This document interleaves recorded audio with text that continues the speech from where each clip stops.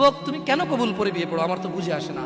বাবা আপনি কেন আপনার ছেলেকে কবুল পড়িয়ে বিয়ে দিচ্ছেন, আমার বুঝে আসে না। ভাই আপনি কেন আপনার মেয়েকে কবুল পড়িয়ে বিয়ে দিচ্ছেন, আমার বুঝে আসে না। আপনার মেয়ে হলুদ কাপড় পরে, মাথার মধ্যে খোপা দেয়, 3 জন এসে দুধ খাওয়ায়, 4 জনে কোলে নিয়ে নেয়, 6 জনে গান বাজায়, 10 জন এসে হলুদ মাখে, শুধু বুঝি মৌলবি দিয়ে কবুল পড়ালে বুঝি মুসলিমের বিয়ে হয়।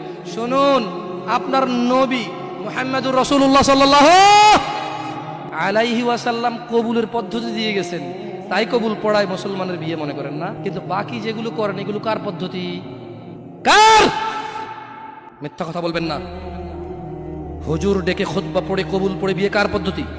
আল্লাহর নবীর। এই গান কার পদ্ধতি? কেন করতেছেন? ওটা তো আপনার বিয়ের অংশ, বিয়ে না হলে তো বাজাতেন না। বিয়েকে কেন্দ্র করে যেমন কবুল বলছেন, বিয়েকে কেন্দ্র করে তো গানটা বাজাচ্ছেন। কয়জন নবীর উম্মত আপনি?